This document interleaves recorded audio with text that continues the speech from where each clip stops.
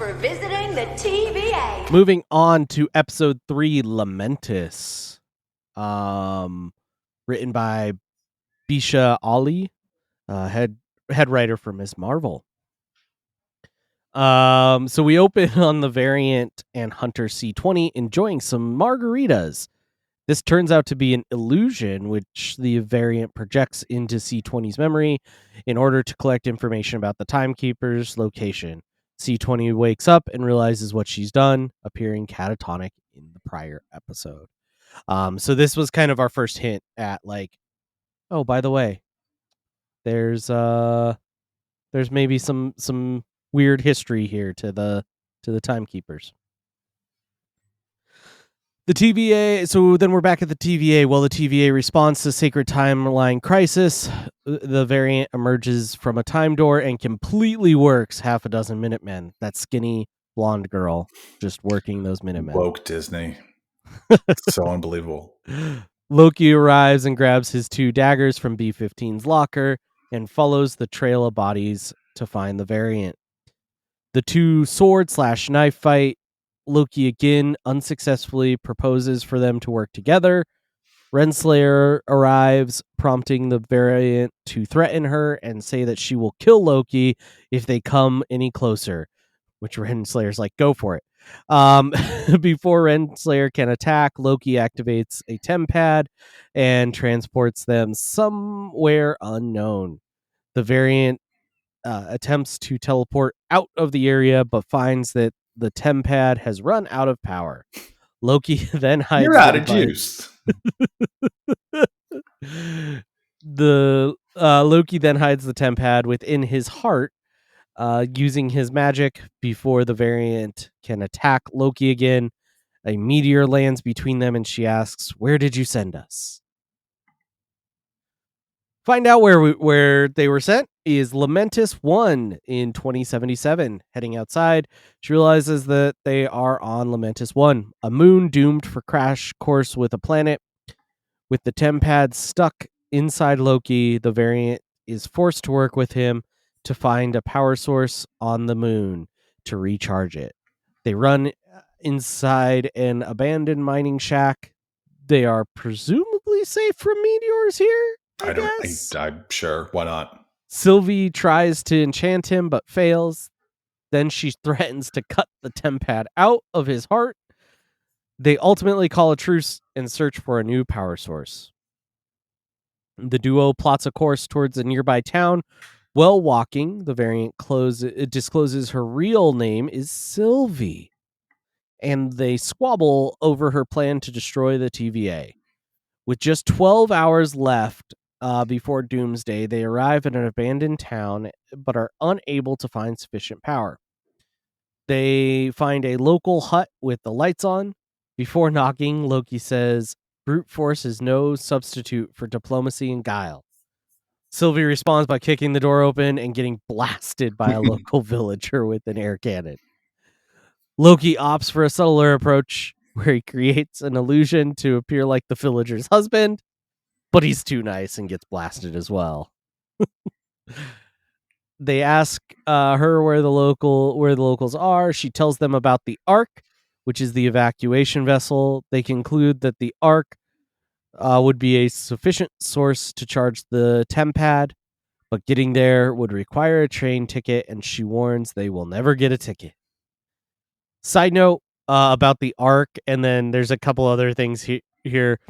This is one of my, like, as much as I gripe about like technology not making sense, where like a USB stick shouldn't plug into a 1950s computer or whatever, this is one of my other ones, which is where they use Judeo-Christian concepts in places where like Christianity would not exist. So like the Ark here, or there's another one right in this scene. What was it? Oh, devils, talking about devils. Yeah. The local villager calls them devils, and I'm just like, these are specific to the create. Sorry, I don't want to take us on too much of a rabbit hole, but that one drives me nuts. As a side note, I would advise Loki and Sylvie to call concierge to get that train tickets. And Ryan will get right on it. There you go. There you go. If you too need to avoid the apocalypse, let me know.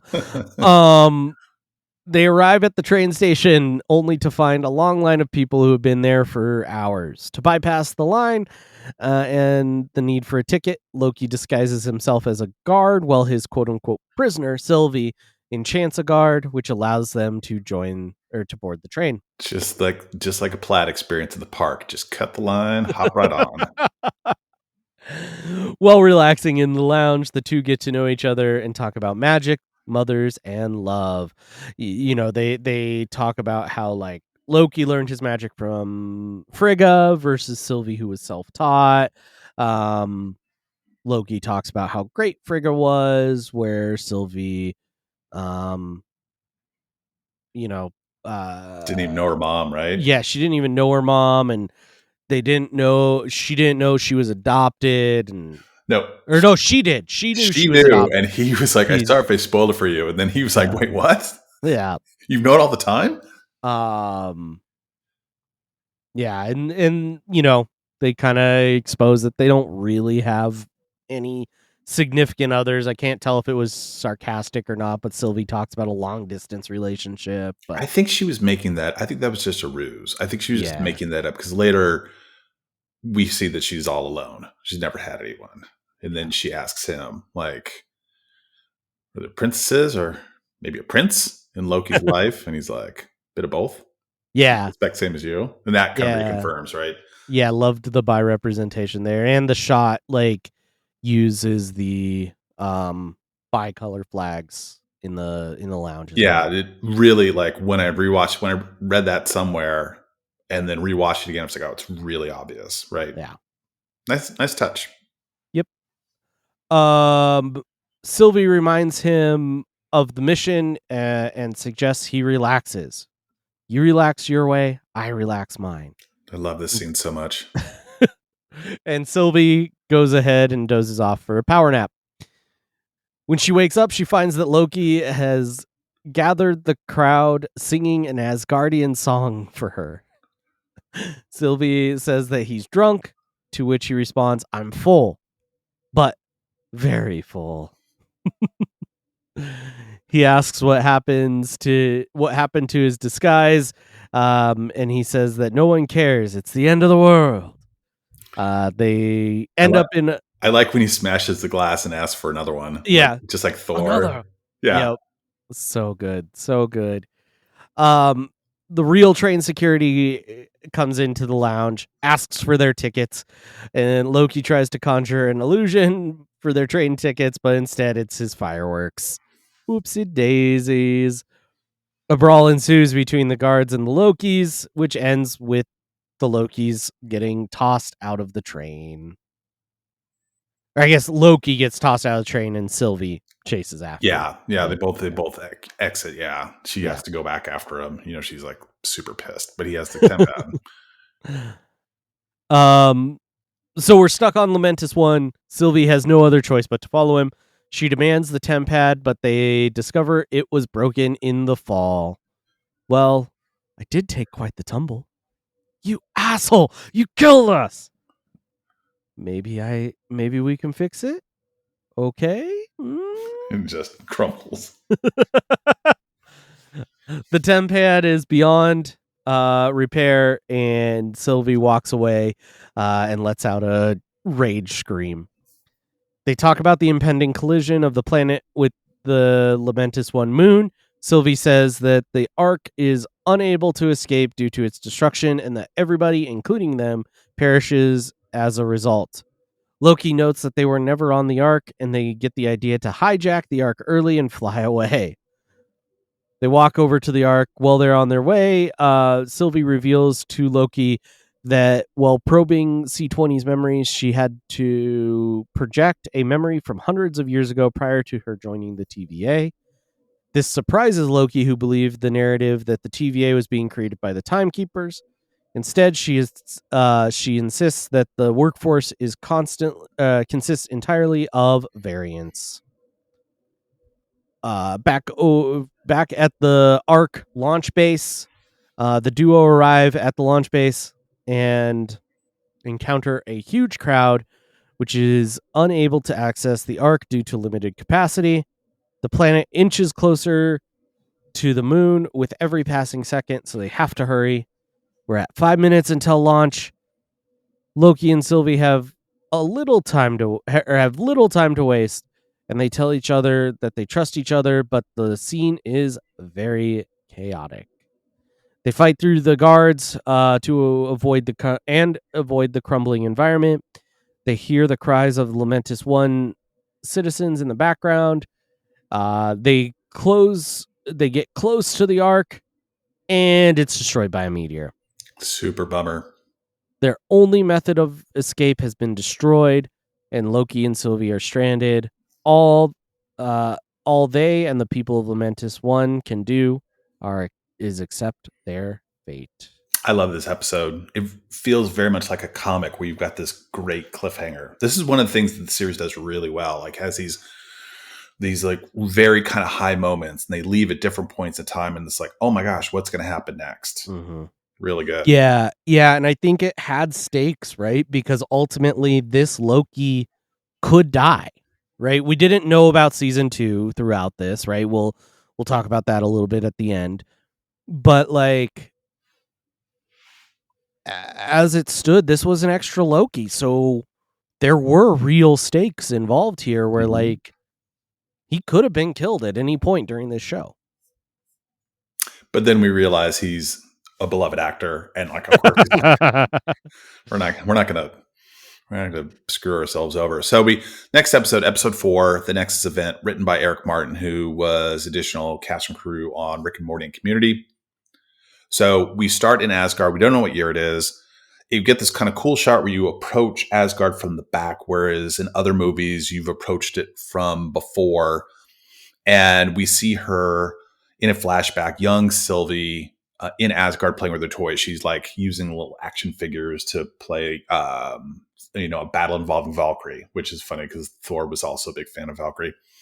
Just then, Ravonna Renslayer shows up with the Minutemen. They arrive via time door and arrest her for crimes against the sacred timeline. One of the things that is noted is the young child has brown hair, and the actress Sofia Di Martino says that her character changed to blonde as part of her new identity.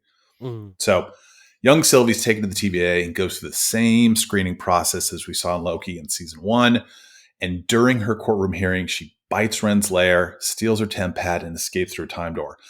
As an aside, I would suggest maybe putting the temp pads on like a little clip, and maybe attach to your belt, because this seems to be a problem. Yeah, some of them have it on like a wrist, like almost like what a quarterback wears in the NFL. Yeah, maybe not Velcro, maybe something a little firmer. Anyway, so in the present day, Renslayer meets with the timekeepers regarding Sylvie, and after her meeting, she meets with Mobius, who's waiting outside, and tells her that the timekeepers are holding her responsible for the Loki's escape. Mobius asks to interrogate C20 because he thinks that like maybe there's she can offer some clues to find the missing Loki, but Renslayer says that C20 is dead, which Mobius is like, wait a second, well, she seemed fine after they found her. But Renslayer says, well, she worsened, basically Sylvie's enchantment like scrambled her mind, and then she died. She tells Mobius to keep the death silent so as not to create a panic, and then warns them that they're in danger because of the missing Lokis. And so she really presses Mobius to find them. Visiting the timekeepers, think very Wizard of Oz, right? The great and powerful Oz. So we're back on Lamentis. Loki and Sylvie sit beside each other as they prepare to die with the destruction of the moon. Sylvie reflects on her life. She talks about being captured by Renslayer, that we just saw at the very beginning, before escaping and living as a fugitive of the TVA. She caused the Nexus event everywhere she went because she's not supposed to be there. So that's how she learned to hide within the apocalyptic events. And now, ironically, is going to die in one. So Sylvie asks what makes them a Loki is that they are destined to lose. That's what she says. But Loki replies and says that they may lose, but they always survive death. That's something that's said a couple times. Loki survive. Loki states that Sylvie's past is proof of this, since she nearly took down the TVA by herself, and tells her that she is amazing. Sylvie's moved by Loki's words, touches his arm, he holds her hand, and while they're waiting their deaths, their developing romantic feelings causes a Nexus event. And this creates a normal straight up branch, which is detected by the TVA. Now, that erect branch could mean something else. But I didn't see that on the direct DVD commentary, but I'm presuming that's the case. Just as the moon is about to be destroyed, 2 time doors appear and the TVA arrests them.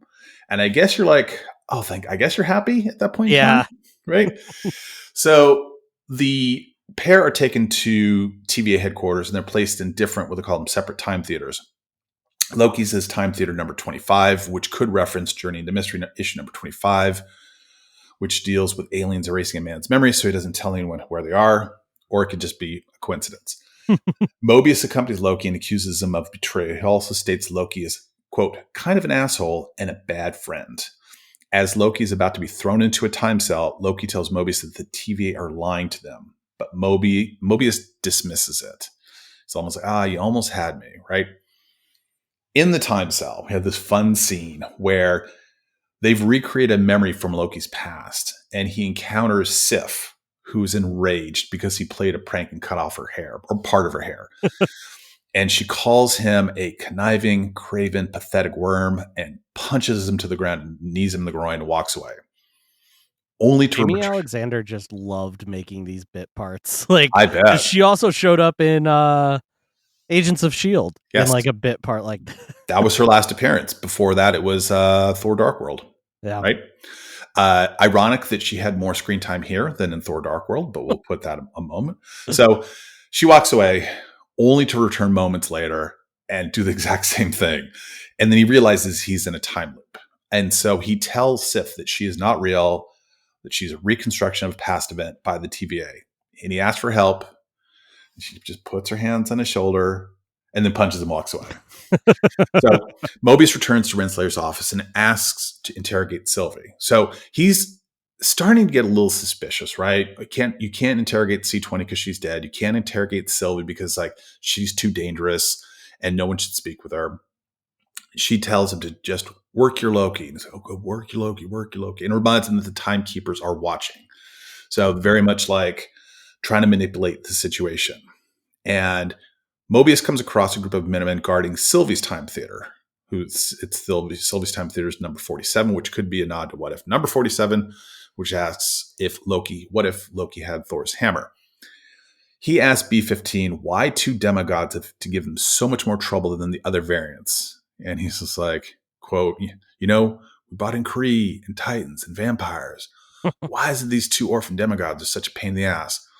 And when I heard vampire, I was like, oh yeah, they're going to make that Blade movie, right? Morbius. Well, Morbius, exactly. There you go. Mobius asks about Morbius. So B-15 asks if Loki said anything, and he says Loki told him that the TVA were lying to him. B-15 looks unnerved and has this moment, and he's like, why do you ask? He's just like, just only doing my job. Sif arrives to confront Loki yet again. He apologizes to her and admits that he plays pranks because he craves attention and is scared of being alone. And this causes the memory of Sif to stop and not hit him, but she continues to say he'll always be alone. So Mobius, we're back to the time theater, and Mobius then returns to interrogate Loki, brings back up, and we get a fairly large chunk of exposition, but basically Mobius asked Loki to explain what he told him earlier before switching the subject to his relationship with the variant. Loki says, we're not partners, refuses to say anything unless they agree to free him and not prune him. Mobius threatens to send him back to Sif. And then Loki just makes up a lie and says, look, she's my pawn. I'm the mastermind. I'm running everything. Mobius lies to Loki and says the variant has been pruned by B-15 when she tried to escape. And you could see this look, this like, this feeling of like this loss, which is very profound, right? Yeah. And he's trying to keep a straight face. He does a great job acting here. Then there's this moment where Mobius is like, he realizes Loki cares for the variant. He calls him like an incredibly seismic narcissist. And that basically their feelings for each other could cause a nexus event, which would break reality. He doesn't, all he says is that the variant's name is Sylvie.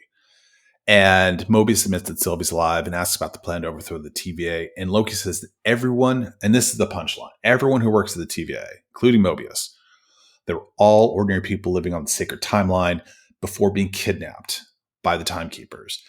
And Loki tells Mobius he had a prior life and that his memories can be accessed through enchantment.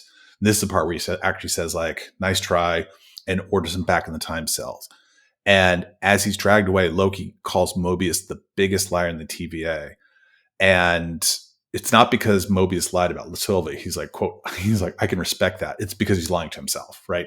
So elsewhere we see B-15 consider Loki's revelation that the TVA were lied to and realizes that the timekeepers have repressed her memory. Like something triggers in her mind. And she opens a time door and she takes Sylvie back to 2050 Roxcart to find more about her memories.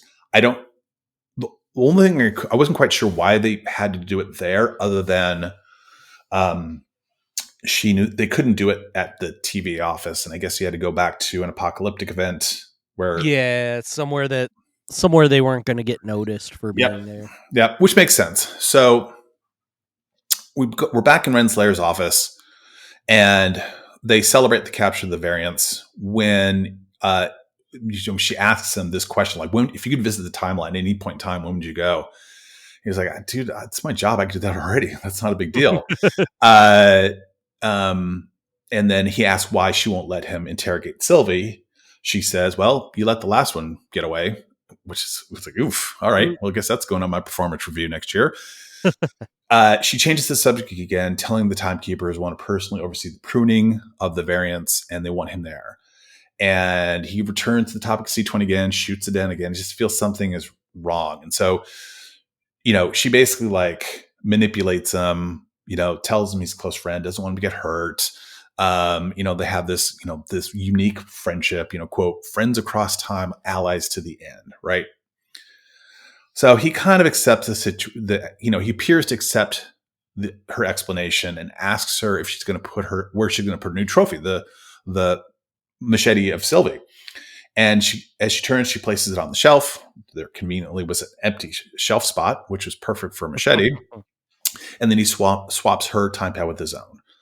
Then he cuts short the celebration, saying he's exhausted from dealing with Loki's, and then leaves.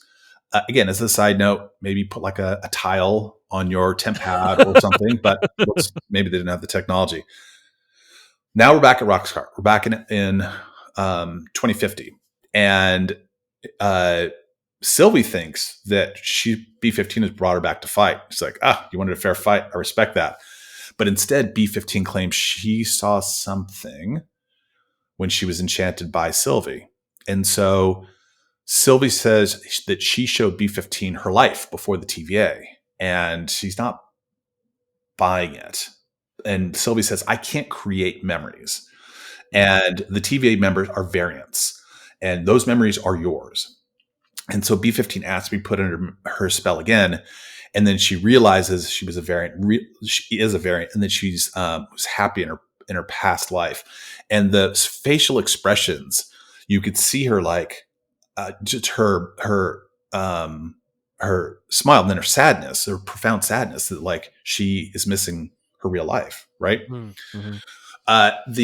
In the archives, Mobius uses Ravona's tempad to find the footage of C20's Roxcart mission debrief, and it shows C20 super lucid, being like on a stand, it looks like, and she explains that the memory at the bar was hers, and that she had life on the sacred timeline, and that all the TVA members are all variants. And then Mobius somehow just kind of zooms in, and then there's Renslayer in the background, like, and busted, and realized that Loki was telling the truth. That's when I'm sure his mind is breaking, because to try to figure out like what in the world is happening. So Mobius enters Loki's time cell, says that his romantic connection with Sylvie created an nexus event powerful enough to destroy the TVA. Loki replies that she is telling the truth and that Mobius can trust him as a friend. A lot of themes about like trust, like, and we'll see it again later in the episodes. Mobius knows the truth about the TVA and tells Loki to trust him if he wants to save Sylvie. So Mobius frees Loki. They're confronted by Renslayer and the Minutemen as they leave the time cell. Mobius returns Renslayer's tempad and said he grabbed the wrong device, but she doesn't believe it. So he pivots back to the earlier question and he says, where would I like to be? I'd like to go back to the sacred timeline, to my home, where I had life before the TVA. And at that point in time, he gets pruned and Loki's just like watching helplessly. And it just mourns loss. He's just, very sad. Ravonna then goes to Sylvie's time theater to bring her and Loki to face the timekeeper. She sees Sylvie is still wet from the storm at the Roxcar store, because remember they went in the middle of the hurricane, and deduces now that B-15 is part of the team as well. So she orders a search for B-15, knowing that, realizing that other members of the TVA are starting to see the light. And so we get the timekeeper's chamber, and this is like such a fun scene. They're reunited. They head up the elevator with Renslayer to meet the timekeepers. Sylvie asks Renslayer what her Nexus event was, since it must have been really important enough to ruin her life. And Ravonna, she has like this kind of smile on her face and kind of like, I don't know if she's lying or not, but she basically says, I don't remember. And Sylvie looks pissed. Like I'm so insignificant. You know what I mean? Like there was... ultimate insult there. Yeah, totally. They come face to face with the timekeepers to answer for their crime. Loki says he's not scared because he's died countless times before. And so I think Sylvie says, you're the ones that should be scared. They try to confront the timekeepers, but Ravonna controls them with a time twister. And then the timekeeper sends to be deleted, but B-15 arrives, tosses Sylvie her machete, cue the big fight scene. The Lokis defeat all the opponents. Sylvie throws the machete, heads one of the timekeepers, and they just realize they're a bunch of mindless androids. And which is funny because it's a flashback to Sam's Warning, because it's one of the big three, right? Androids, aliens, and wizards. And so now they're just like, what do we do now? We thought we did our mission and we failed. It's not what we thought it would be. Loki tries to confess his feelings for her, only to get pruned from the back by Renslayer. And that, like, this Phil Coulson kind of moment, like this backstab. It's like, the situation's turned. Sylvie becomes enraged, disarms her Renslayer over time stick. Renslayer asks to be pruned, but Sylvie demands that she tells the truth. And well, that's where we pick up in the next episode.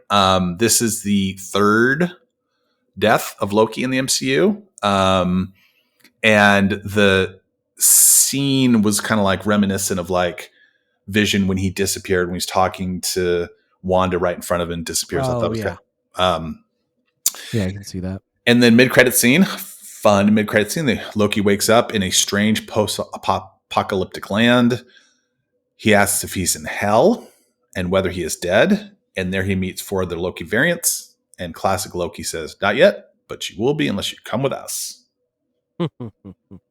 And we get, from right to left, we have classic Loki, which is as you talked about, like the homage to Jack Kirby's original design.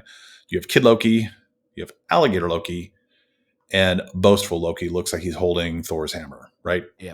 Yep. Yeah, and I mean, the Void is just, it's Easter egg heaven, right? You also see like so much Avengers Tower with QENG, aka Kang, on it.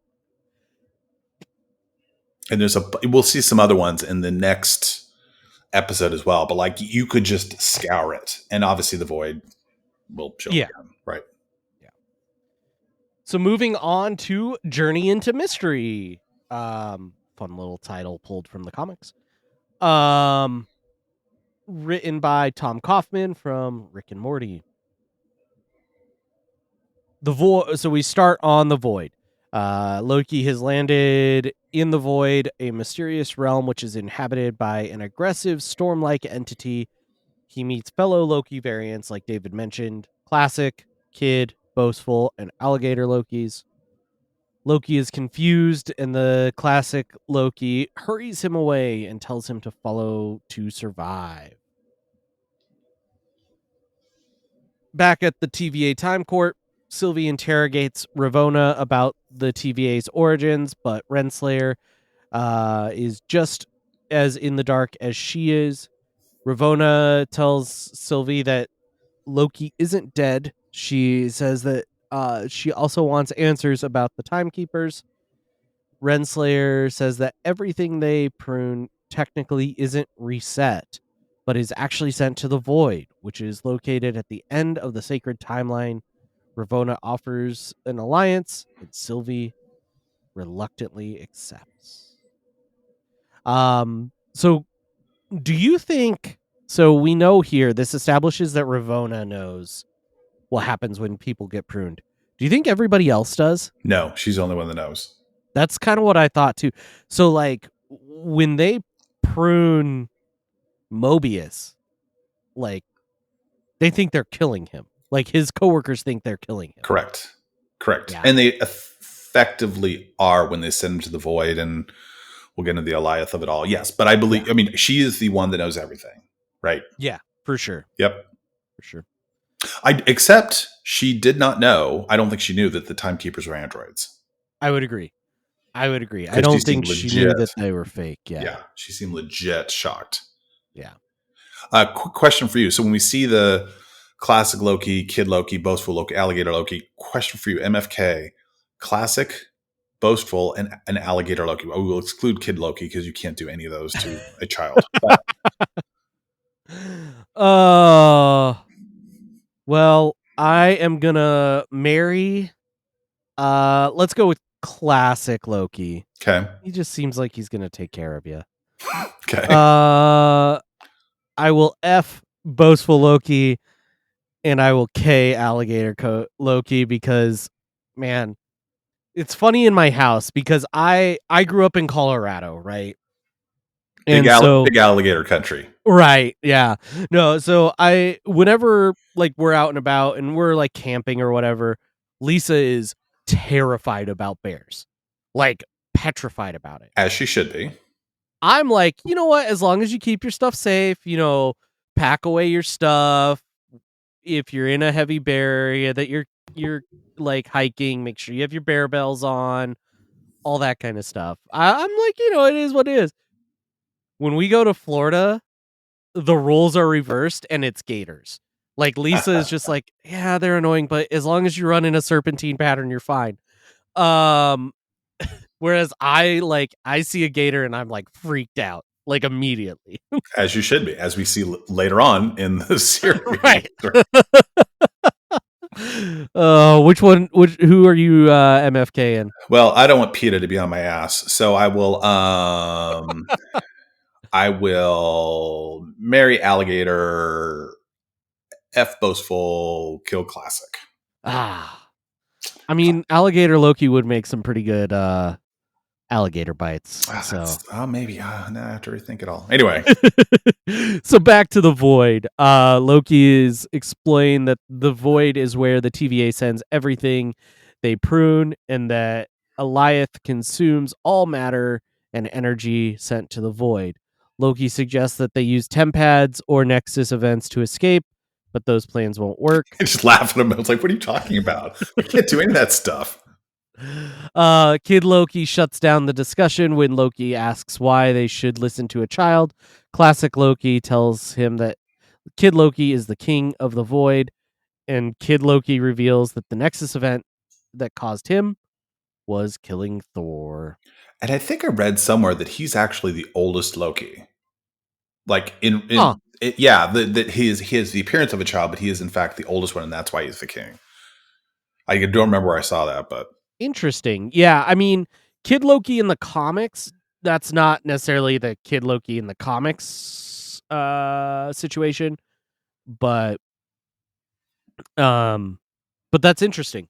Did you see some of the Easter eggs when we're like scanning the void? I know that there was like the Thanos helicopter. I remember that one. And there's also the Yellow Jacket helmet that we see from Ant-Man, which we'll see in another movie, right? Oh, yeah. Yeah. Yep. So then we go to Loki's palace, if you will, which is actually more of just like it's an old bowling alley that's buried underground, essentially. So you get to this hatch, they go down into the quote unquote palace. As they descend into the palace, we see Mjolnir, of course, and then we see one of my favorites, T365 Throg, which is a classic. Like everybody jokes about Throg, but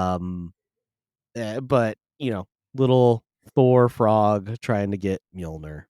This was maybe my favorite little Easter egg. Because you see, so Throg, that's the T365 is definitely a reference to Thor 365, which featured Loki transforming Thor into a frog. But if you go back to it and listen to it again, you can hear Throg yelling, and he's trapped, and he's like, you can hear bang on the glass like Thor did in the Avengers when he's trying to break up. Okay. Coulson's getting backstabbed. It was just funny, and the fact that you made the point about him trying to reach Mjolnir right there is so funny. So good. Classic Loki asks why Loki wants to return to the TVA, and boastful Loki jokingly questions if Loki had left his glorious purpose there. Ouch. Sick burn. Ouch.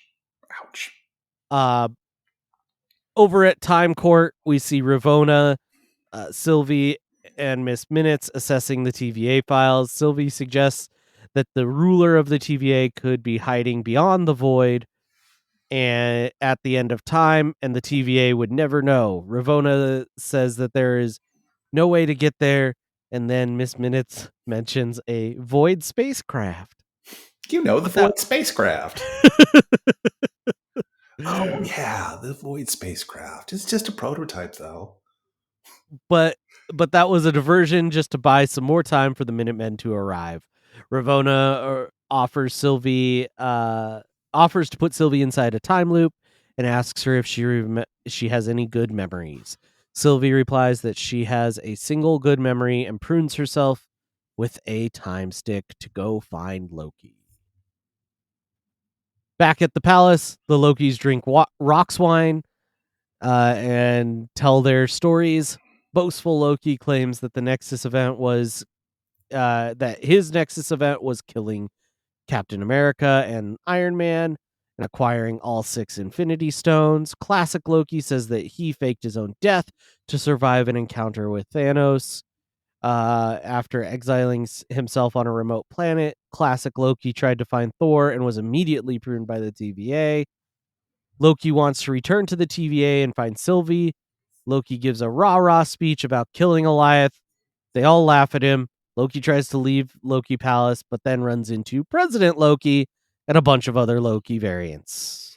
I do recognize any of them. I'm sure it's online somewhere.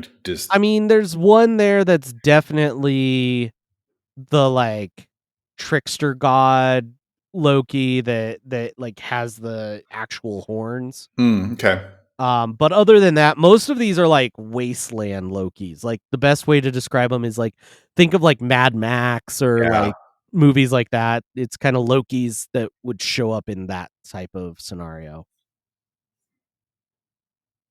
The void. So we see Sylvie wake up in the void and ultimately get chased by Eliath. As she runs away, she briefly manages to connect with Eliath and sees a castle beyond the void. She also realizes that the creature can be enchanted, and she is rescued by Mobius in a pizza truck as they outrun Eliath. It is close to the Pizza Planet truck, but it's not quite the same. Yeah, would be funny though. That would be funny. Back in Loki's palace, the hideout is overrun with Lokis. Boastful Loki reveals that he betrayed them and declares himself King Loki. President Loki momentarily takes the throne before he's immediately betrayed by his own army. President Loki loses his hand and a huge to alligator Loki, and a huge Loki fight breaks out. Classic Loki 2012 Loki Kid Loki and Alligator Loki manage to escape. Outside, Loki says that they need to find Sylvie and take down the TVA. The Lokis agree to lead Loki to Goliath, but classic Loki says that they won't fight the creature with him, or that he won't join them.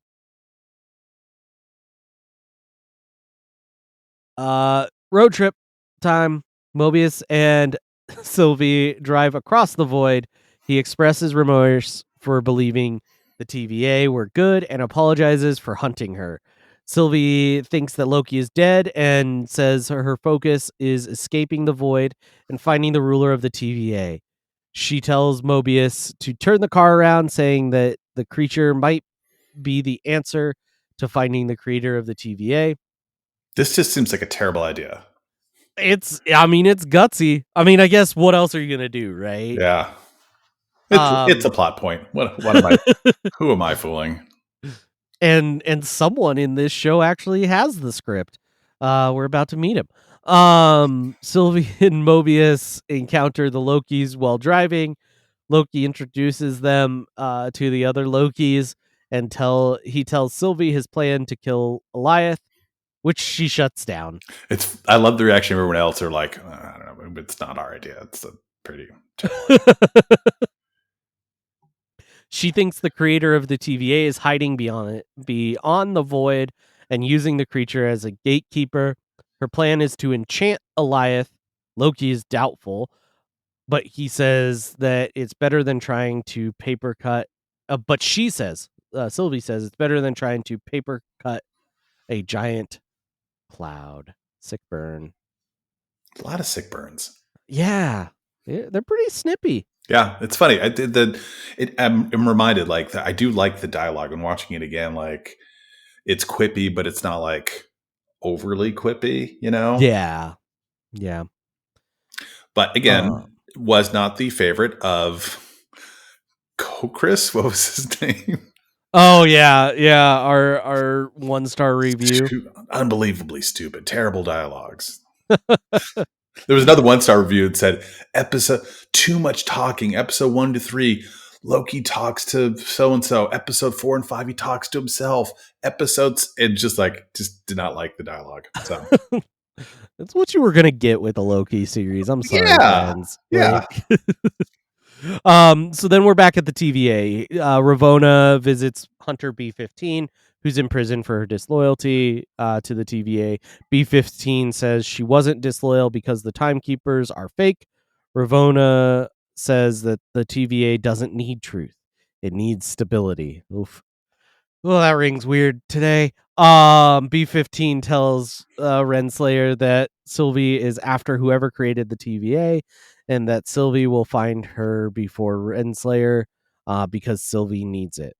Ravonna then leaves and calls Ms. Minutes and requests all the files regarding the founding of the TVA. Just before we're going to fight Goliath, we get a little bit of bonding time. Mobius tells Kid Loki, classic Loki, and Alligator Loki of his plans to tell the truth to the people of the TVA if he returns. Nearby, Sylvie and Loki sit together and bond again. They have a deep conversation punctuated by Loki saying that he betrayed everyone that loved him. He is changed and he will not let her down. Sylvie says she doesn't know her future, but she says maybe they can figure it out together. Aww. How sweet. That Oh my god. that may not be a regular show safe. You can love yourself, just don't love yourself. I don't know what that means. Oh man. So let's get in on this Goliath action. The final countdown with the Lokis and Mobius before the battle with Goliath. Sylvie gives Mobius a tempad, and he invites Kid Loki, Classic Loki, and Alligator Loki to leave the void, but they decline and say they intend on surviving here. That's what Lokis do, right? Yep. Loki asks Mobius that what he will do when he goes back to the TVA, and he responds, "Burn it to the ground." Fun little callback. The two hug and say goodbye, while Mobius whispers to Sylvie, "You're my favorite." I completely forgot that, and I laughed out loud. It's so good. It's so good. Sylvie and Loki wait for Eliath to arrive. Loki creates a distraction that inflames Kid Loki's sword with magic to distract Eliath. His distraction doesn't work. Eliath continues to move towards Sylvie, who is trying to enchant Eliath. Just then, classic Loki returns and projects an illusion of Asgard to lure Eliath. I don't know what the music is, but it almost sounded like dun dun dun dun dun. dun. It just reminded that. It was so good. I love it. Charge of the Valkyrie. Yeah, Or such a great Flight of the scene. Valkyries. Yeah. So good. Sylvie takes Loki's hand and tells him that they will enchant Eliath together.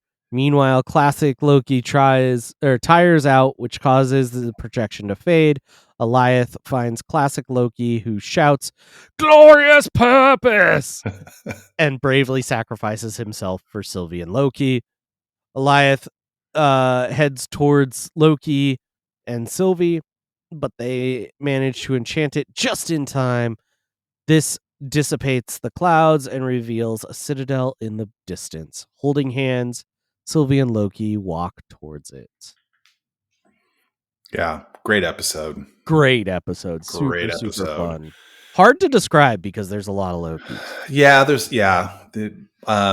what did you, just a real quick side, what did you think of the Eliath effects? Like, I thought it was really good. Better than I don't know, better than Dormammu and better than some of the other things. I thought it looked great.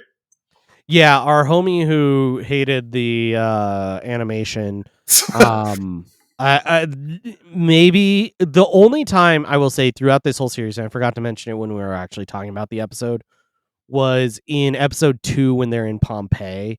It's very clearly green screen. Yeah. But that's about the only time where I was like, this is not good CGI. Like, everything else is great. Yeah. The other thing I was going to say is, we'll save for the after show. All right. So we are in episode 6, last one, for all time, always, which is the famous quote that the TVA say to each other.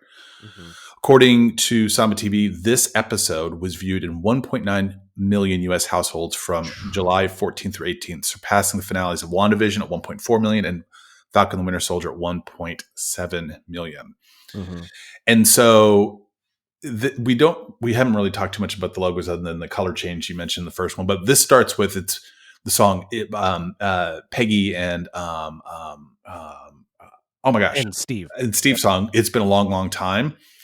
And then the opening sequence is a number of like famous little MCU quotes and other like choice snippets from the real world. So, you hear Sam Wilson, "Way to go, Tic Tac," and, "Wakanda forever." I could do this, I could do this all day.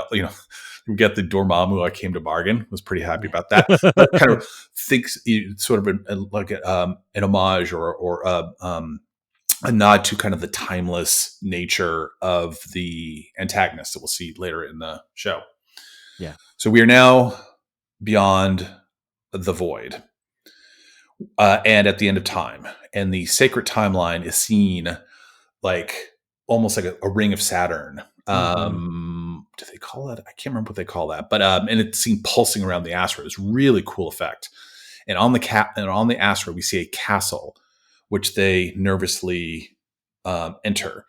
And this is and inside the castle, they find their friend, Miss Minutes, who welcomes them to the Citadel at the end of time and tells them about He Who Remains, who created and controls everything. And we see the Citadel it obviously appears in the comics. It's Thor 245.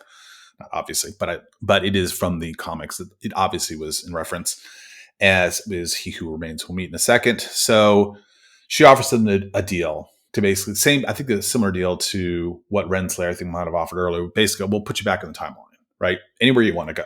Loki, you want to go back to battle New York and win and get a bunch of Infinity Stones and take the throne of Asgard? go for it.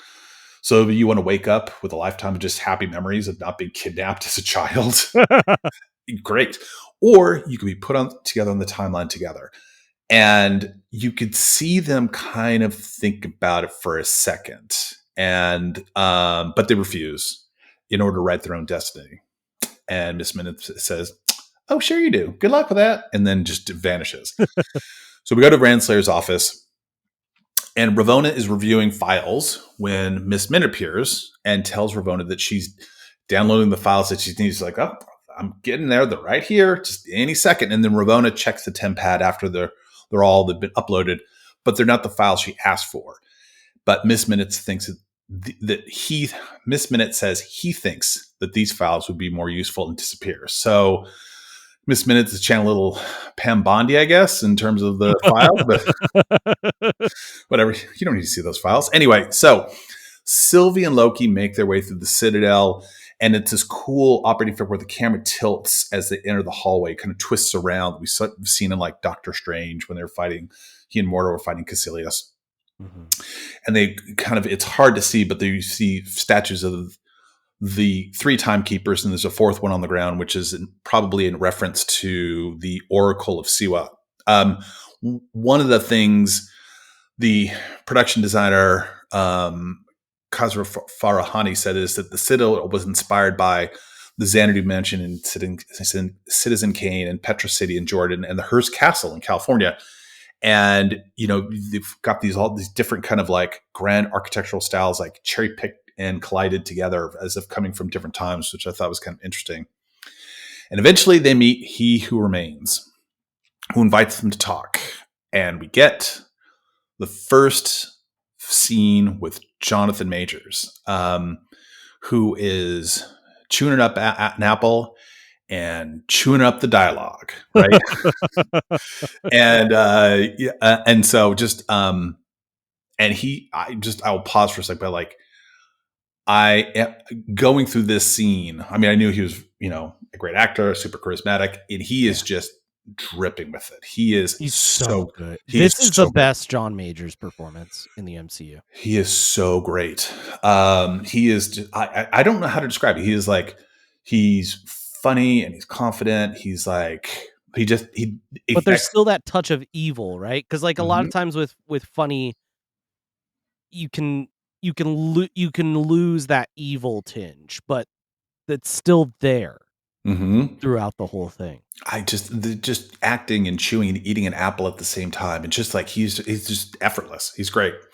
So inside the elevator of the office, He Remains asks if they're disappointed now that they see he's human, and Sylvie's like, "No, it just makes it easier to kill."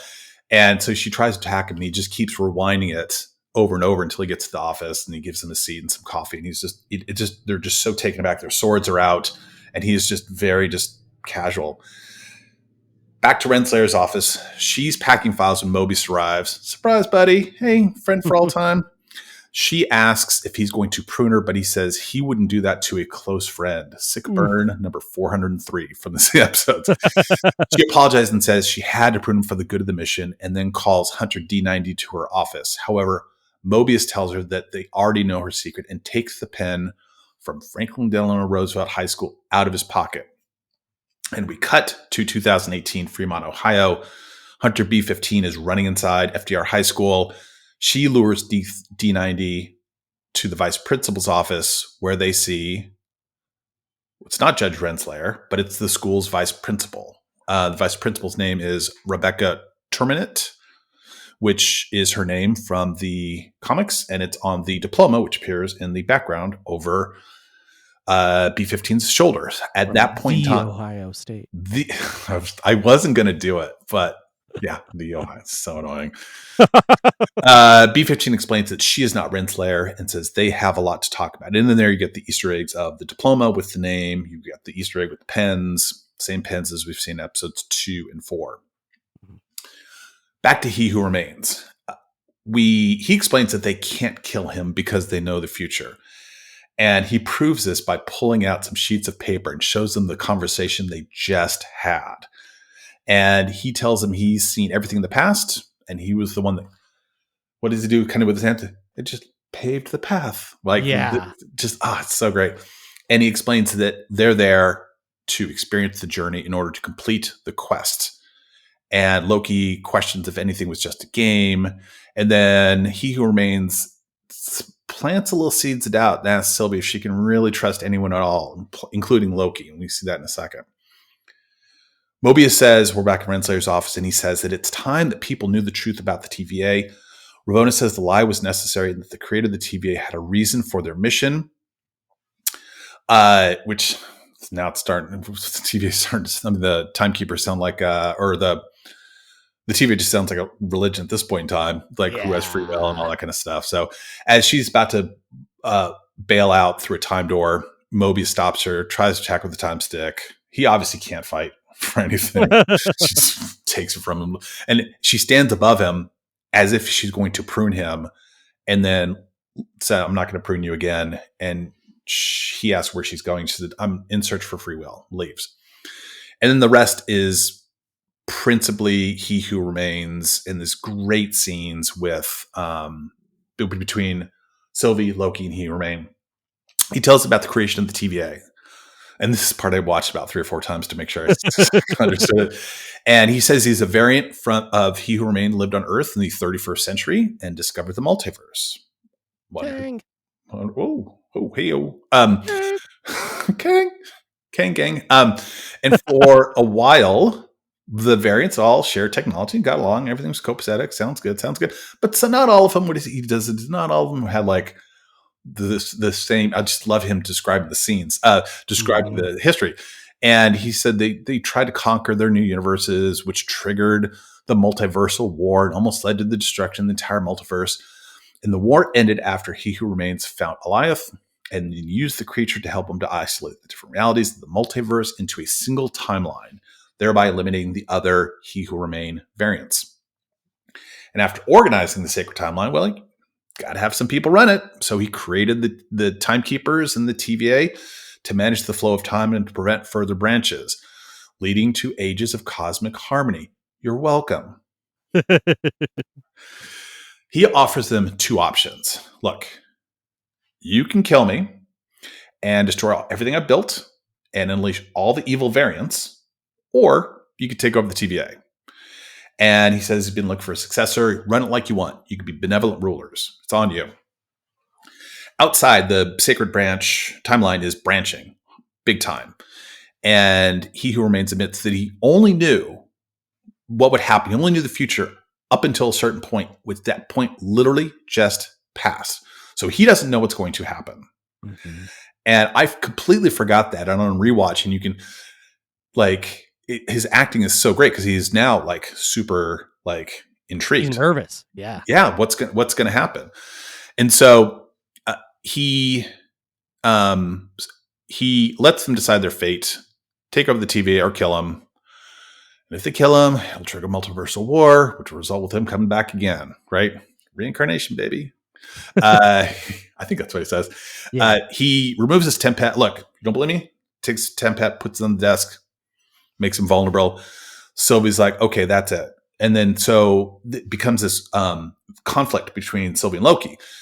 Loki tries to explain that if they eliminate, we just have to think. Let's just pause for a second. We have to think. Somebody worse may take over. And they don't know, they're not sure whether to believe him or not. They can't agree because Sylvie cannot trust in general, and Loki cannot be trusted. And so big fight. He's about to kill her. She is about to kill He Who Remains, and he keeps begging him to stop, to think about what they're doing. And in the background, Jonathan Majors looks legit excited because he doesn't know what the outcome of the battle will be. And it reminds me of like how boring it'd be like watch sports. It's like, I already know what's going to happen. But like, you're watching your first sporting event, like, oh my gosh, I don't know who's going to win. This is going to be great. Yeah. So she's poised to kill him. Loki appears in front of him, stops with the sword, drops the sword, holds his arms, holds her arms. He tells her he just wants her to be okay. And she's touched, and she drops her machete and she kisses him. And then she reaches to the desk, grabs the temp pad, opens up a time door, pushes him through, and sends him back to the TVA. And she turns to He Who Remains, stabs him right through the chest. And he smiles and winks and says, I'll see you soon. And then she just slumps, like this very kind of anticlimactic, the sacred timeline is just branching like hell outside. Just, this really great like scene, if you will. And back at the TVA, Mobius and B-15 watch the new branches are going well past red, and they know that there's no turning back. Loki finds B-15 and Mobius inside the archives, and he tells them it's too late to do anything in the branches because they freed, about the branches because they freed the sacred timeline. And he tells them what happened, be prepared, blah, blah, blah. And then you see Mobius, he's like, who are you? You're a new analyst? Yeah. And what division you in? And then Loki turns confused. He turns to the area where the Timekeeper statues, only to see they've been replaced by He Who Remains. And now Loki is on a different timeline because he's never Mobius. Yep. Crazy. And I one thing I meant to mention like throughout that episode, the design of the Citadel and like the way that they use that kind of it's a Japanese pottery method called kintsugi, where you take like broken pottery and fill it with gold. And they use that like all over the Citadel, so the Citadel looks like it's been like broken down and kind of mashed back together with gold. I love that. Like that is one of my favorite design aesthetics. They used it in Star Wars as well for Thrawn's stormtroopers, in Ahsoka, and it just looks so cool. It's and it's very meaningful here, right? Not only does it reflect kind of the branching nature of the timeline, but it's also like kind of this it kind of represents the like fractured nature of what He Who Remains does and how he's holding it together. Yeah, it's great. The other thing they talk about is like they used some of the things they also used in the Citadel were borrowed from the TVA and elsewhere. And basically it was supposed to convey this, like, you don't know whether to like trust it or not. You don't know if it's like unsettling a little bit. Yeah. And so they said that the where was it here? Yeah. So, and the other thing was really interesting is a lot of these were like practical sets, which Marvel Studios didn't really want to do. Yeah. Since they'd not done a lot of that in the past. But no, it's beautiful. I completely agree. Yep. Well, shoot. Why don't we talk? The after credit scene is silly. So I'm not actually going to do an after credit scene in our traditional way. So at the end of the credits, you do get a really cool stamp.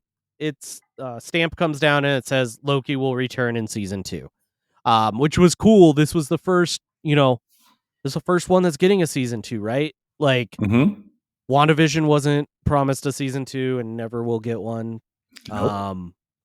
Same with Falcon and Winter Soldier. Those were, in the parlance of comic books, those were more like limited runs, whereas this is more of an ongoing series. Yeah. This and Secret Invasion, right? No? Okay, never mind. Too soon. Bump. Anyway. So yeah, let's talk about our closing thoughts. So why was this show significant? I mean, I'll take the easy one off it creates the multiverse, right? Like, it theoretically, this kicked off an entire saga, love it or hate it, kicked off the multiverse in a real way, not Jake Gyllenhaal saying I'm from a different Earth in Spider-Man way, but like this actually like kicked us into the multiverse. Yeah, I mean that's the big impact of it, right? And this time around, I promised to have a more open mind towards the multiverse. But I mean, part of it was also, the first time you watch it, if you read comics, or if you are more, you probably are a little bit more able to grasp what is a multiverse, like what, and for me, an earlier comic reader, I'm like, I don't understand what the hell's going on. And they do lay it out in a bunch of different times. They lay out like branch chain reality. They lay out the multiverse. I think King talks about this, like universes kind of stacked up on each other, if you will, when he that cool kind of graphic visual, not graphic, but like that visual that he displays towards the end. So that kind of sunk in. And so that was the part I was most curious about. And then revisiting just the great performances. Yeah. Yeah, the other couple of like significant pieces from this that I'll say are like, this is our first serialized TV show where like it's gonna come back, and it is a season 2, like that's not for nothing. And I think this is also one of the times where it was like diverged the most from the comic books, right? Like a lot of what we had seen so far, there was very, very, very heavy like story influence from the comic books, whereas like this was like almost entirely an original story.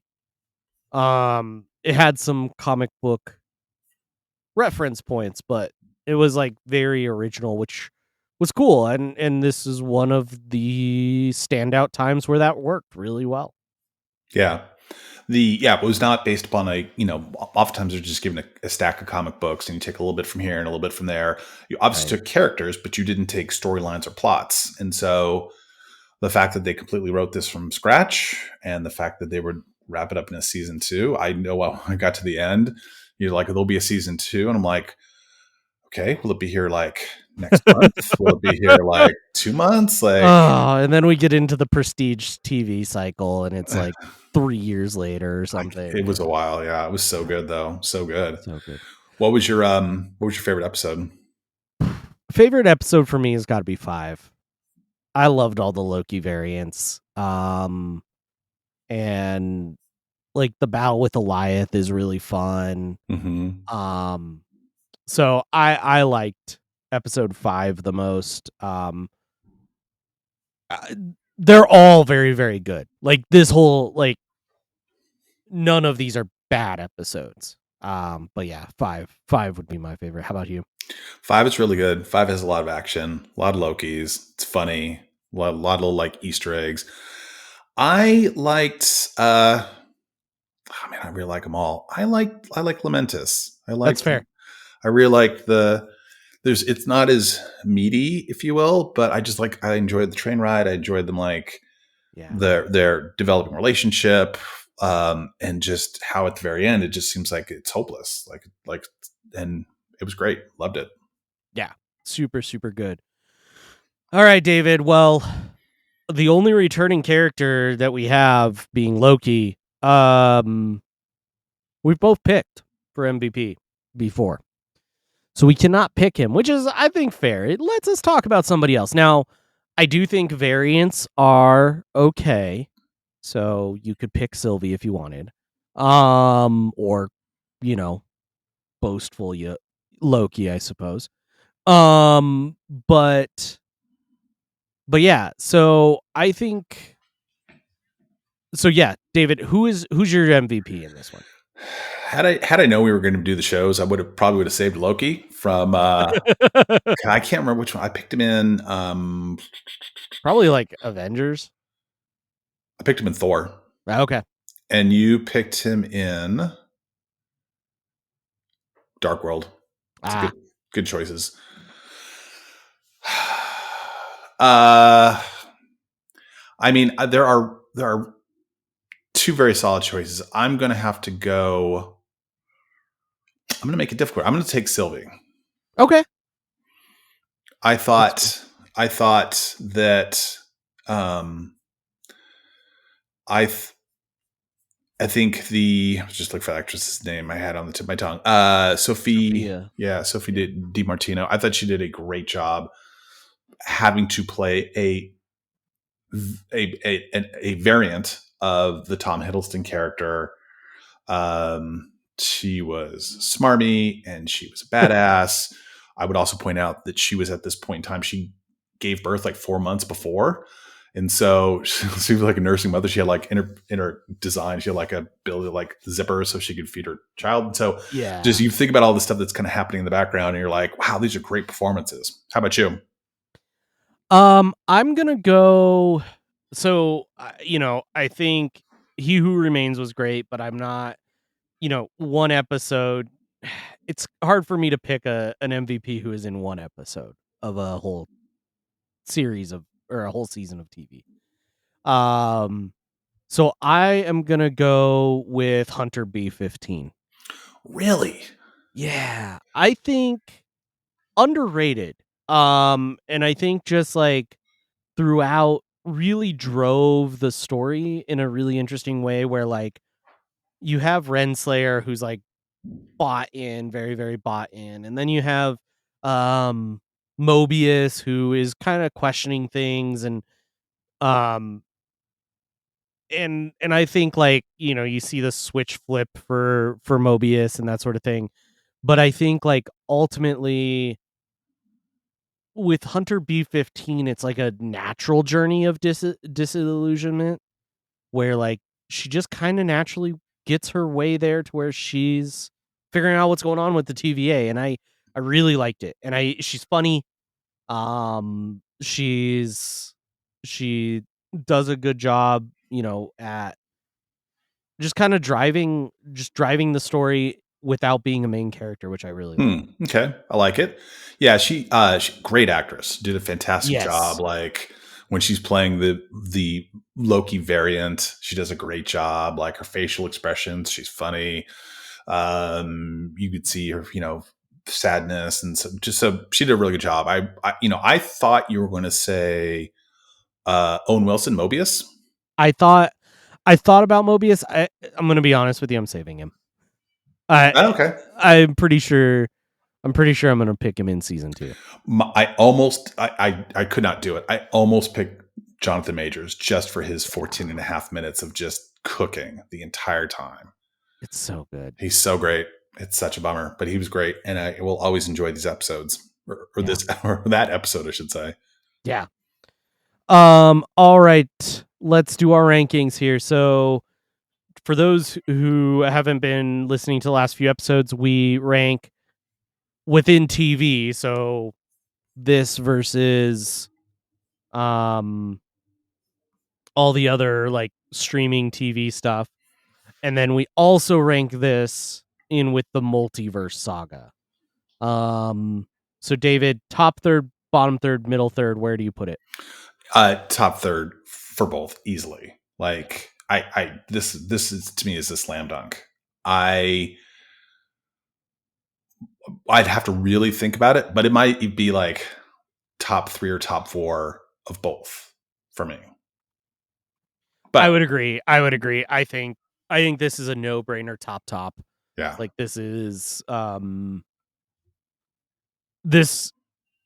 definitely amongst the best TV, especially if we're and we'll in a couple episodes will be where we need to like talk about do we need to consider animated separate from live action TV or whatever.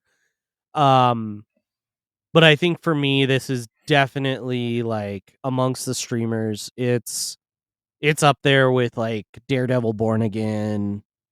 I think it's above it. Yeah. It's definitely up there. Loki 1 versus Loki 2 will be interesting. Yes, that'll be an interesting conversation for sure.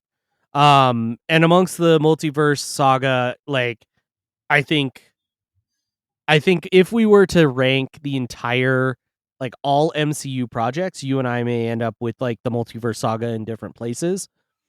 But I think like in the saga itself, Loki is absolutely one of the best we've had. Yeah. And the other thing I was going to say is it's you don't really know, like when you watch Falcon the Winter Soldier, you can kind of tell like there was some impacts from the pandemic and some things got cut. I didn't sense that at all throughout the show. I know that there was going to be more. We're going to see there was going to be a little bit more Renslayer, and they talked about a couple of other concepts. But and Tom Hiddleston talks about how they got to the very end. It was like December they're done, and then just like this big collective sigh of relief, like we did it, like we pulled it off, and it was a great series. Yeah, I definitely agree. Well, y'all, that does it for our episode on Loki season 1. Please remember to check out all the other shows on the network. Most are in some form of hiatus or releasing old content. It's kind of fun. Go listen to those. check us out on your social media of choice. You can search for Puny Pod anywhere you're looking for us. We did change our handle on Instagram, so it is now at the Puny Pod rather than just at Puny Pod. Check out the Ears Up Discord. The link is always in the show notes for that one. And yeah, David, anything else before we check out of here? No, man, it was fun episode. Absolutely. Thank you all. Look forward to the next one. Heck yeah. Thank you all for listening. Puny Pod will return with Black Widow.